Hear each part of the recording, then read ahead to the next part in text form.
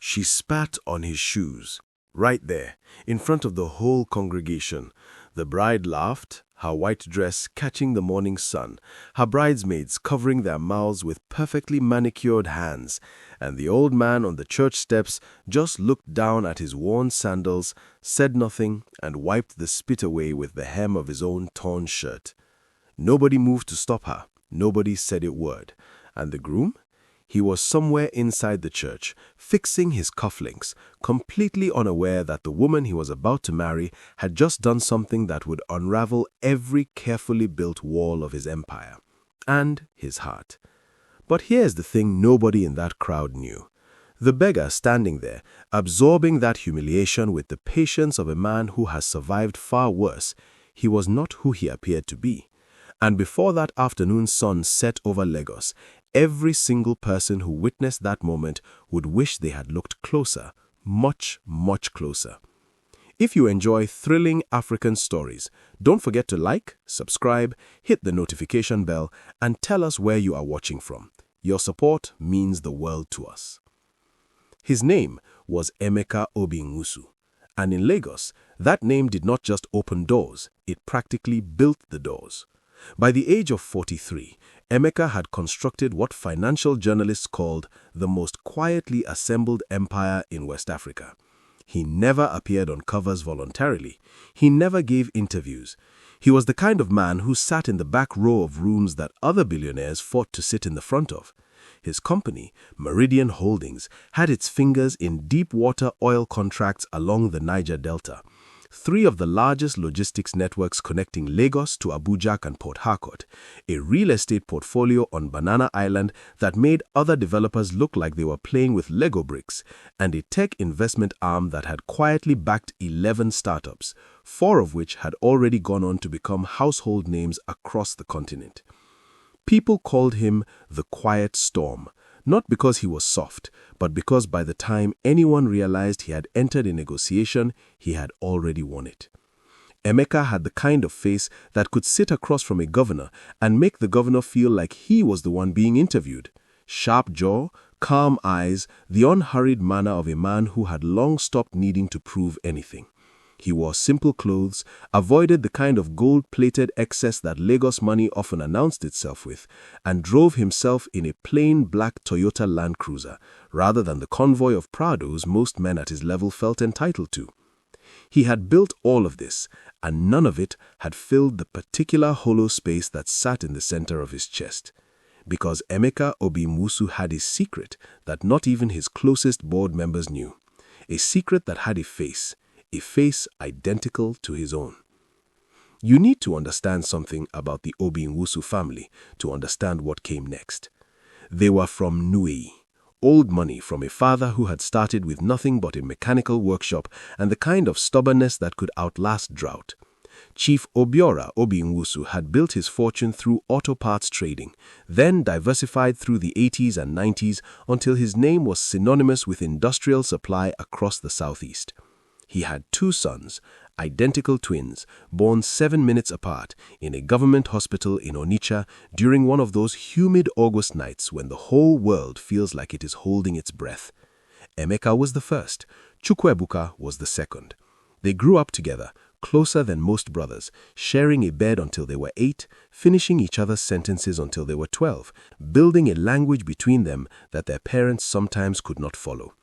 Where Emeka was methodical, Chukwuebuka was electric. Where Emeka studied balance, Chukwuebuka wrote poems. Where Emeka saved, Chukwuebuka gave everything away to whoever seemed to need it most. Their father used to say, "God sent me 2 halves of one complete man." And then the family fell apart. Chief Obiora's death, when the twins were 15, triggered the kind of family chaos that wealth almost always produces when the will is ambiguous and the relatives are hungry. Uncles arrived. Disputes multiplied. Emeka's mother, a woman from Asaba named Grace, fought hard to hold what was left together, but the extended family litigation dragged on for years, draining money and poisoning relationships. When Emeka was 19 and studying business in Enugu, his mother told him in a hushed phone call that Chukwuebuka had left. just walked out one morning before anyone woke up, left a note that said he would not watch the family eat itself alive, and vanished. Emeka had spent the next 23 years building an empire partly out of grief. The success was real, the skills were real, the hunger was real. But underneath all of it was a question that never went quiet. Where is my brother?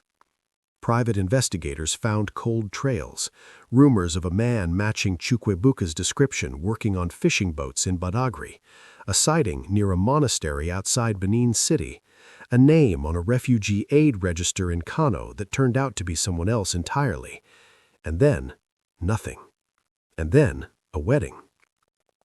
Emeka was marrying Adaeze Chibuike on a Saturday morning in October at the Cathedral Church of Christ in Lagos Island. Adaeze was 34, from a prominent Enugu family, the daughter of a retired senator, educated in London, fluent in the kind of social currency that old money Lagos understood and respected.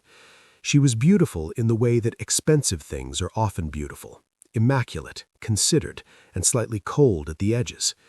Their engagement had been the event of the season. The asoebi had been flown in from Paris. The caterer was the same woman who handled events for 2 of Nigeria's serving governors. The guest list read like a Forbes Africa supplement. From the outside, it looked like the perfect union. From the inside, if you had paid attention, there were already small cracks running through the porcelain. Emeka had proposed not from the dizzy, can't-sleep kind of love, but from the quieter logic of a man who had decided it was time to build a family the same way he built everything else, carefully, strategically, with all the right inputs. He liked Adaeze. He respected her. He believed they could build something solid together.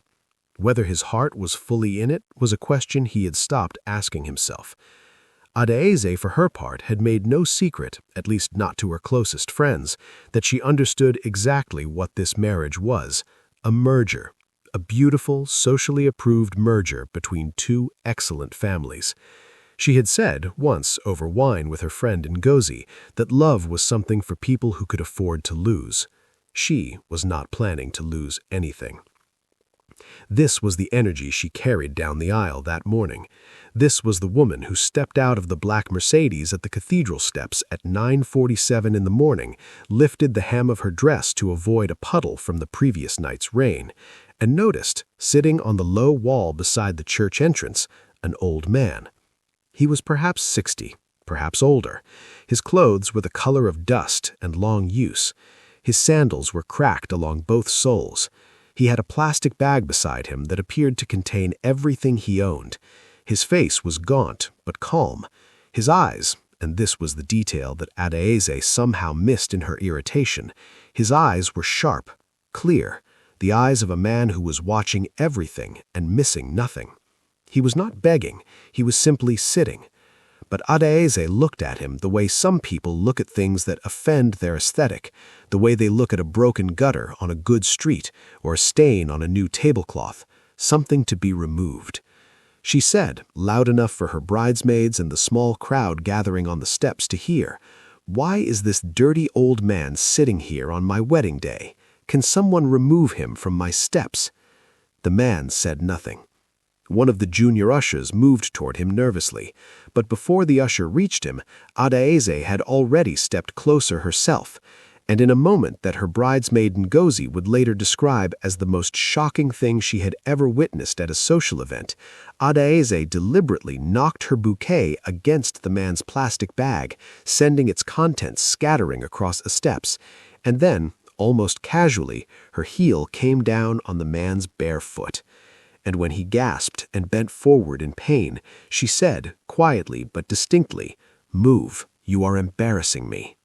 The crowd on the steps went silent. The man looked up at her, and for just 1 second, something moved behind those clear, sharp eyes. Not anger, not hurt, something else, something that looked almost like recognition. He said, softly enough that only she could hear, "Tell Emeka that Ebuka is here." Adaeze blinked, frowned, and then, dismissing it entirely, turned and swept through the cathedral doors, her train trailing behind her like nothing had happened. But, It had happened, and 3 people on those steps had heard the name. And what none of them understood yet was that this moment, this small, ugly, carelessly cruel moment, had just triggered something that would take the entire wedding apart, piece by piece, like fingers unraveling a knot that had been tied for 38 years. Inside the cathedral, Emeka was in the vestry with his best man, a childhood friend named Tunde, straightening his agbada in front of a mirror and doing the thing he always did before major events, running numbers in his head, mentally reviewing the day's structure, finding calm in logistics. Tunde was talking about something, the after-party venue, the DJ's playlist, and Emeka was half listening, half somewhere else, when the vestry door opened and one of the ushers stepped in with the particular expression of a person who has been handed a message they are not sure how to deliver. "Mr. Emeka, sir, there is a man outside. He said to tell you that Ebuka is here." The room went quiet. Tunde kept talking for another 2 syllables before he registered the silence and stopped. Emeka did not move. His hand was still on his collar.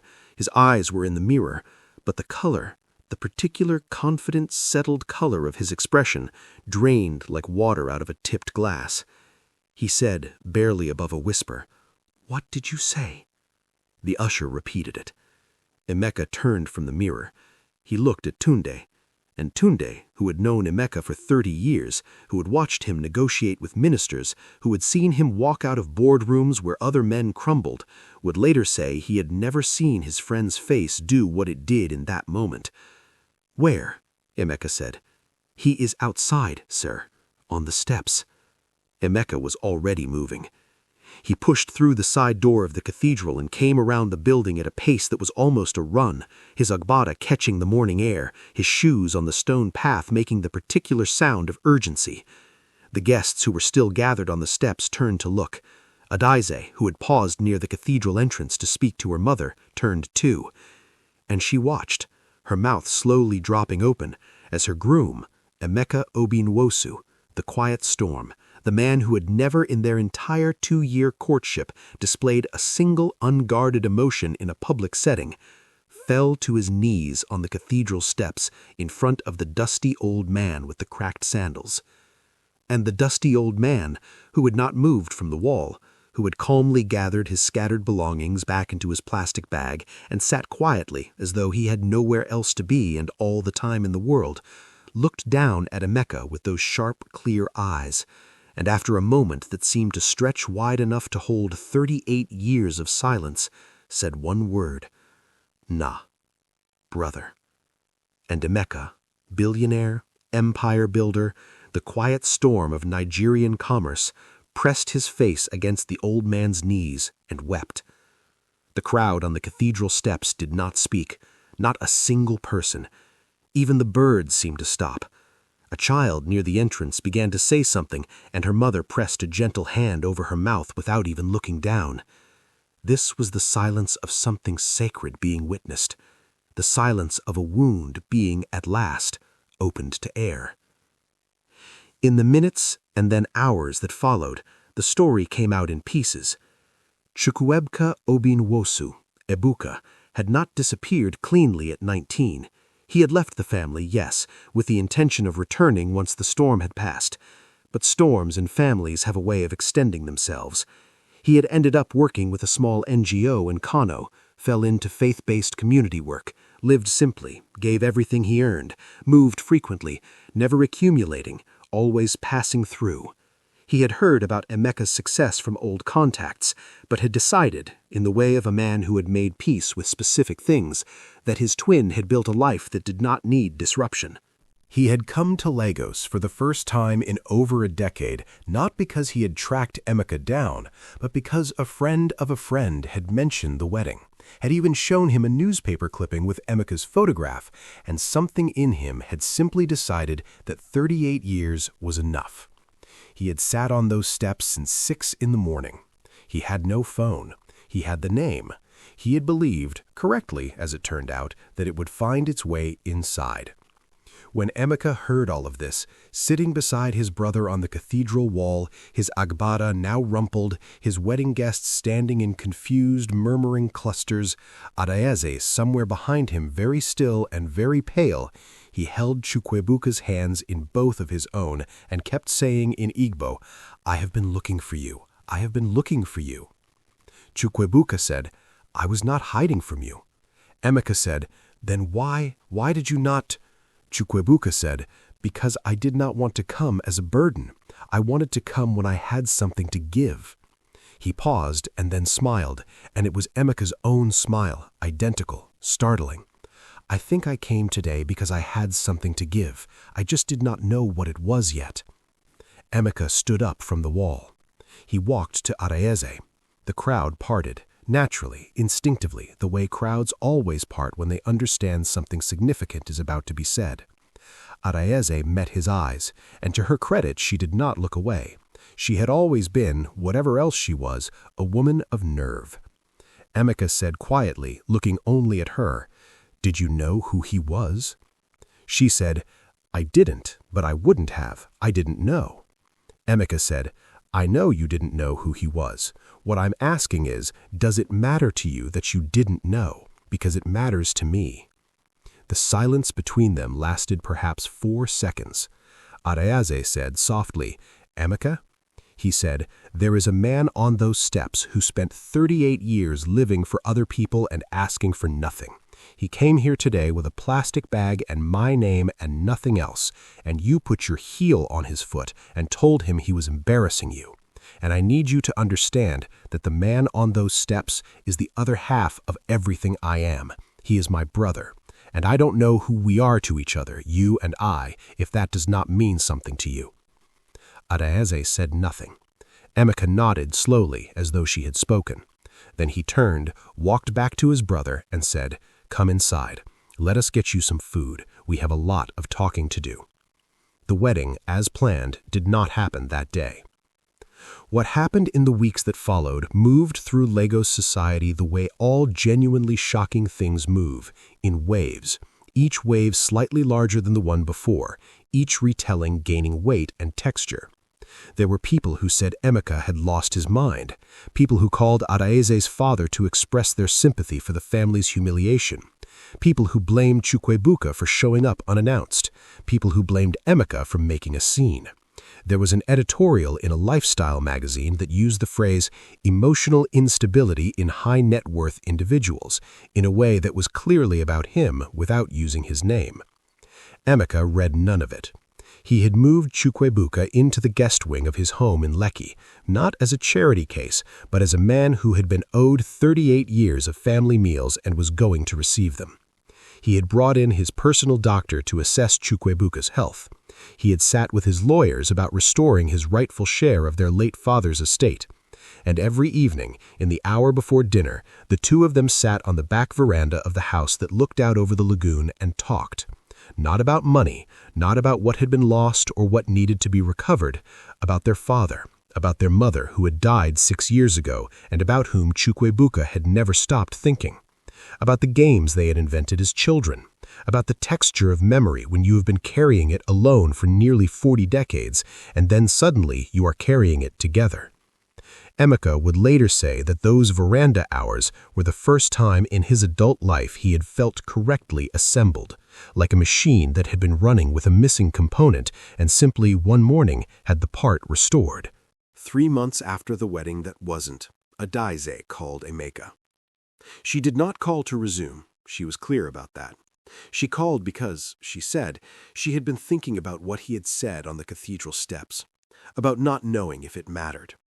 She wanted him to know that it had, in fact, mattered, that she had been sitting with the shame of that morning every day since October, and that she had begun talking to someone about it, a therapist, because the question he had asked her had not gone away. She said only, "I think you were right to stop." Emeka thanked her. He meant it. He was not angry at Adaeze in the simple way. He understood that people become who they become through very specific compressors, and that she had been shaped by a world that equated worth with appearance and treated the poor as scenery. That did not excuse her, but it explained her. And understanding the difference between excuse and explanation was one of the things the 38 years of building had taught him. 4 months in, Chukwuebuka said something to Emeka that neither of them had articulated yet, but that had been sitting in the air between them since October. He said, "You stopped a wedding for me. Do you know what that costs in this city?" Emeka said, "I know." Chukwuebuka said, "Was it worth it?" Emeka was quiet for a long time. They were on the veranda. The lagoon was doing its usual evening thing, the light breaking on the surface into strips of copper and gray. A boat was moving slowly in the middle distance. He said, "Brother, I have signed contracts worth ₦1 billion and felt less certain than I feel right now. Yes, it was worth it." Chukwuebuka said, "Even if you don't marry?" Emeka said, "I will marry. When I find someone who understands that the man on the steps is the most important person in the room. That's all I need to know about someone." They sat in silence for a while. Chukwuebuka said, "Our father would have liked today." Emeka said, "He would have been furious about the wedding." Chukwuebuka said, "Yes, and then he would have been furious that there was no food." And they both laughed. The same laugh, the same cadence, the sound of it bouncing off the lagoon and coming back to them doubled, the way twins do everything. And the sound of it, rolling out over the water in the copper evening, was the sound of something that had been broken for 38 years, finally knitting back together, one evening at a time. In Nuewi, where the Obi Nuosu family had roots that went deeper than any of the current drama, word of the twins' reunion reached the extended family the way these things always do, through women, through phone calls, through market conversations that began with, "Did you hear?" The old people who remembered Chief Obiora shook their heads slowly and said, "He always said they were two halves. He always said." Emeka flew back to Nuewi with Chukwuebuka for the first time in 11 years. They visited their father's grave together. They stood side by side in the compound where they had grown up and looked at the workshop that started everything, now a storage room, slightly overgrown, the old signage still faintly legible above the corrugated iron door. Neither of them spoke for a long time. Then Chukwuebuka said, "It was bigger in my memory." Emeka said, "Everything was." They drove back to Lagos that evening. Chukwuebuka fell asleep in the passenger seat somewhere around Ore. Emeka drove in the dark, his headlights cutting through the road, his brother breathing beside him with the easy unconsciousness of someone who has stopped being afraid of where they are. And Emeka thought, "This is what I built everything for. Not the contracts, not the island, not the meeting rooms where men measured each other in billions. This, a breathing person beside me who shares my blood and my face and every story that matters. This is the return on the life I invested." He had carried the missing weight for so long he had stopped calling it that. He had called it ambition. He had called it drive. He had called it the need to build something that lasted. But the real word, the one he had not been ready to use, was grief. He had been building against the grief of losing his brother. And the grief had been heavier than all the concrete and steel and equity he had piled on top of it. Now the grief had a face again. He realized, with the careful precision of a man who had always preferred facts to feelings, profoundly happy. The woman who eventually became Emeka's wife would say years later that she had known Emeka was different from the first evening she met him. She was a pediatric surgeon named Dr. Amara Okeke. She had met him at a charity dinner for a children's hospital in Surulere. Emeka had sat next to her entirely by chance. His table had been overbooked, a seat had been reshuffled, and he had ended up beside this woman in a green dress who spent the first 20 minutes of dinner explaining to the table why the government's approach to child mortality data collection was not just ineffective but actively misleading, in the specific, passionate way of people who have spent years watching bureaucracy kill what competence could save. Emeka had not spoken for those 20 minutes. He had just listened. And when she finished and noticed his silence and said, with the directness of someone not accustomed to being given blank space, "You disagree?" He had said, "No, I think you're completely right. And I think I might be able to help with the data problem. My tech arm has a mapping division." 3 conversations later, he had told her about Chukwuebuka. not because it was strategic, but because she had asked in the middle of a conversation about something else entirely, "Is there something you actually regret? Not a business thing, a real thing." And the answer had arrived before he could shape it. She had listened to the whole story. The workshop in Newi, the inheritance dispute, the 19-year-old who walked out, and the brother who spent 23 years building a monument to his absence, the wedding that stopped, the cathedral steps, the plastic bag. When he finished, she said, "I want to meet him." And Emeka had felt something loosen in his chest that he had not known was tight. Amara and Chukwuebuka got on with the ease of people who share a fundamental orientation toward the world, a sense that what matters is what happens to the person in front of you, not the performance of mattering. On their first meeting over jollof rice at Emeka's house, Chukwuebuka had told 3 stories that made Amara laugh until she held the table, and then one story about a child he had met in a camp in the Northeast that made her go very still and quiet. She had asked him 3 precise questions, the way doctors do when something catches their clinical attention. Then she had said, "I think you should come and see what we are doing at the hospital. I think you could help with something." He went the following Tuesday. He had not stopped going. By the time Emeka and Amara were married, a small ceremony, deliberately, in the same cathedral in Lagos Island on a morning in March, Chukwuebuka was running the hospital's community outreach program, not as a charity, as a calling, with the quiet ferocity of a man who had been preparing for exactly this work for 38 years without knowing the name of it. The wedding was everything the October one was not: small, honest, full of actual laughter. Chukwuebuka stood beside Emeka at the altar, and the guests who had not been told about the twins and caught the 2 of them side by side for the first time turned to their neighbors with their eyes wide and their mouths slightly open in the exact expression of people who have just understood a magic trick.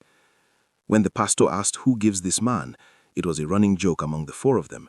Chukwuebuka said, "His brother does. He always did." And the cathedral, which had once held the silence of a wedding collapsing, held something completely different this time: the sound of people who understood exactly what they were celebrating. There is something about this story that is worth sitting with before we close. Not the reunion, though that is the part that pulls at the chest. Not the wedding that failed or the wedding that succeeded. Not even the brother found after 38 years of searching. It is the moment before all of it. The man on the steps, the plastic bag, the cracked sandals, the complete absence of anything that should command attention or respect by any of the measurements Lagos uses to assign worth. And the extraordinary fact that behind all of that, behind the dust and the torn clothing and the bare feet, was a man who had spent 38 years choosing people over property, community over comfort, presence over performance. Who had arrived at a stranger's wedding steps with nothing but a name and the patience of someone who understood, at a level Emeka's accountants could not quantify, that the right moment always comes for the person who is willing to wait for it. Chukwuebuka did not come back to claim anything. He came back because 38 years was enough distance to look at the map of his life from, and what he saw when he looked was not loss or failure or wasted years. He saw a man who had been given a gift, the gift of needing nothing beyond what was real, and had spent nearly 4 decades quietly passing that gift along to everyone who crossed his path. And Emeka, who had everything the world measures, looked at his brother and finally understood what he had been building toward all along. Not empire, not legacy, but one true person, who saw him completely, who could not be bought or impressed or performed for, who shared his face and his blood and the memory of a workshop in Newi, where a stubborn man with grease on his hands had told 2 small boys that the only thing worth building is something that outlasts you. They had both been building it, in their different ways, all along. They had just needed to find each other again to see it. Today, if you drive to a children's hospital in Surulere on a weekday afternoon, you might see, in the community courtyard at the back of the building, a man sitting on a bench with a group of children around him, telling a story in the unhurried way of someone with all the time in the world. His clothes are simple, his hands are calm, his eyes are sharp and clear. He is not famous. He does not have a title outside of this courtyard. His name is not on a building or a contract or a newspaper supplement. But the children lean toward him the way children lean toward warmth, and the hospital staff pass through the courtyard and nod at him with the particular deference people reserve for those who they have recognized without being able to say exactly why, as someone who carries something important. And sometimes, in the late afternoon, a black Land Cruiser pulls up at the hospital gate, and the man who gets out adjusts his collar and walks quickly because he is always slightly late from the office, and the moment he appears at the courtyard entrance, the man on the bench looks up. They do not wave, they do not shout, they share a look, specific, layered, full of everything that cannot be said in public, and then the man on the bench turns back to his story, and the man from the Land Cruiser pulls up a chair. And the children, who are used to this by now, make room, because they have come to understand, the way children always understand the most important things first, that these two men, who share a face and a history and a laugh that sounds like one voice speaking in two directions, are the kind of people you want to be near when you are small and the world feels very large. And that when both of them are in the courtyard at the same time, the stories are always better, and the afternoon always lasts a little longer, and nobody ever wants to leave. If this story moved something in you, if it reminded you that the person the world walks past might be carrying the very thing you have been searching for, share it with someone who needs to hear it today. Let us know in the comments where in the world you are watching from. Tell us what part of this story hit you the hardest. If you enjoy thrilling African stories that get beneath the surface of things and find what is real, please like, subscribe, and hit the notification bell. Your support is how we keep telling these stories. Stay kind, stay generous, and keep watching. We'll see you in the next one.